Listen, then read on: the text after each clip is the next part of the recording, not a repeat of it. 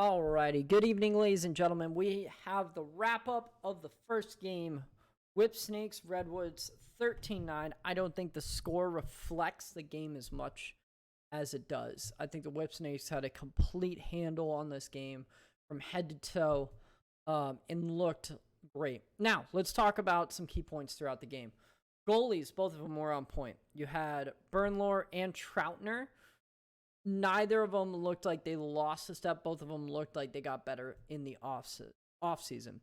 Troutner, I think, was probably the biggest key player to that Redwoods defense. He was the one that kept them in the game a whole lot more than he should have. Next, let's talk about a key player for the Whip Snakes, Nardella. Nardella coming up big. He scored 2 goals, and with that as well, also won a majority of the faceoffs. I think he came out, if my final math was correct, right around 74%, which is pretty ridiculous. Also, Redwoods, 2 new Fogo guys. One they got in the college draft, one they got in the college draft. The other one they picked up in the expansion draft. I can't remember exactly what it was called, but basically when the new players came in from the neither of them seemed like they did a whole lot. Next, Troutner, again, my key player for the Redwoods. He was the guy that was really keeping that defense in the game. That defense seemed to have a few holes, lack of communication mostly. Glasner really getting a good handle on the room, but not everybody being on the same page. A lot of missed talks on that. With that, alternatively, I think Stagnita told the Whip Snakes that there is never a moment that you should ever not take a shot, because I don't think they went 20 seconds without taking a shot on every possession. It was fantastic. Stagnita, awesome job telling them to run that. Matt Rambo, not a huge key player in this offense today.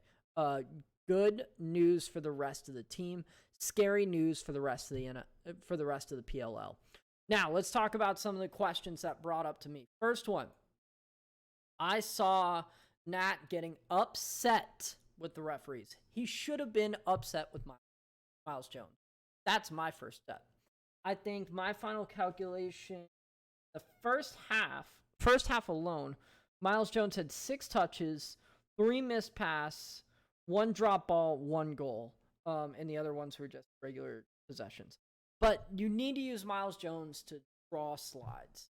Miles Jones was playing as if he was an all-star player. Kyle Harrison obviously cleaned up that pass for the 2-bomb, which was great. And you heard him in the interview say, I shouldn't have caught that pass.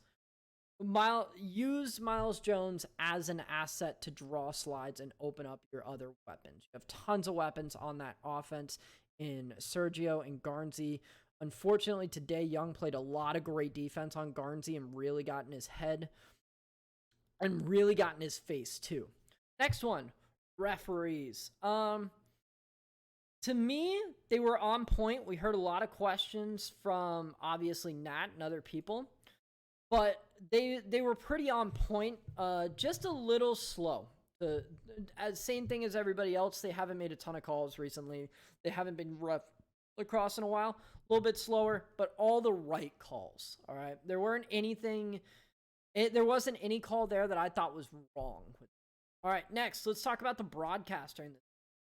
Lots of questions. So many questions on the broadcast. First one is, why did we bring Bill Belichick on for better half of 7 minutes? I had it calculated.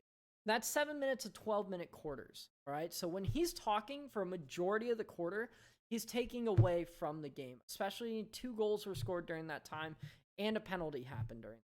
Those were things that we wanted to know, and when we talk about we're for the players, we want to be about the players. Bill Belichick, great guy to talk about lacrosse, great guy to bring up the game, great guy to keep around. Let him talk during halftime.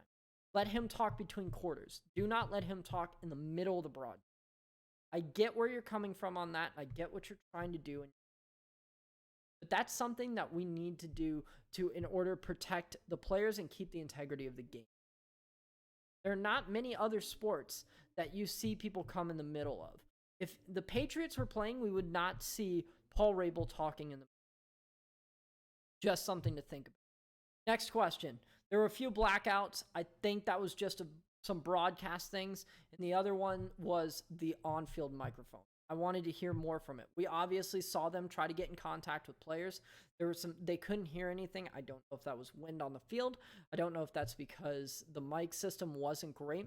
We also, for the first half, couldn't hear anything the referees called. So we were just going off of referee signals, which if you know the game and you understand, that's awesome. Good. But if you're a younger player just trying to get into the game, you need to hear the referees in order to understand what they're calling and why they're calling those. Because that's why we bring the head referee into the middle.